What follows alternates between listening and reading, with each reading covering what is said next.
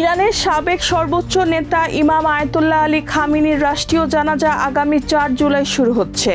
6 দিনব্যাপী এই কর্মসূচি ইরান ও ইরাকের 5টি শহরে অনুষ্ঠিত হবে। দীর্ঘ যুদ্ধবিরতি এবং কূটনৈতিক প্রক্রিয়ার কারণে মৃত্যুর প্রায় 4 মাস পর এ জানাজার আয়োজন করা হচ্ছে। ইরানের রাষ্ট্রীয় গণমাধ্যমের তথ্য অনুযায়ী 4 ও 5 জুলাই রাজধানী তেহরানের মোসাল্লা প্রাঙ্গণে রাষ্ট্রীয় জানাজার মূল পর্ব অনুষ্ঠিত হবে। এরপর 7 জুলাই শোকযাত্রা যাবে কোম শহরে। সেখান থেকে মরদেহ নেওয়া হবে ইরাকের পবিত্র শহর নাজাফ ও কারবালায়। 9 জুলাই খামেনির জন্মস্থান মাশহাদে তাকে দাফন করা হবে।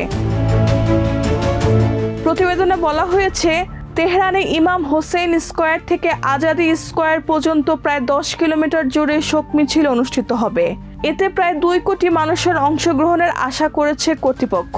মাশহাদেও প্রায় 1 কোটি মানুষের সমাগম হতে পারে বলে ধারণা করা হচ্ছে। নিরাপত্তার দায়িত্বে থাকবে ইসলামিক রেভলিউশনারি গার্ড কর্পস, আর লজিস্টিক সহায়তা দেবে অর্ধসামরিক বাহিনী বাসিস। আয়াতুল্লাহ আলী খামেনি 1989 সাল থেকে ইরানের সর্বোচ্চ নেতা হিসাবে দায়িত্ব পালন করেন। গত 28 ফেব্রুয়ারি যুক্তরাষ্ট্র ও ইসরায়েলের যৌথ হামলায় তিনি নিহত হন বলে ইরানের রাষ্ট্রীয় গণমাধ্যম নিশ্চিত করে। এরপর তার ছেলে মোজতবা খামেনি নতুন সর্বোচ্চ নেতা হিসেবে দায়িত্ব গ্রহণ করেন। এদিকে হরমুজ প্রণালী, ইরানের পারমাণবিক কর্মসূচি এবং পশ্চিমা নিষেধাজ্ঞা নিয়ে ওয়াশিংটন তেহরানের আলোচনার মধ্যে কঠোর নিরাপত্তায় এ রাষ্ট্রীয় জানাজা আয়োজন করা হচ্ছে।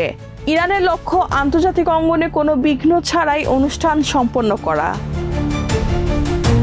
রেহানা বেগম, প্রজন্ম 24।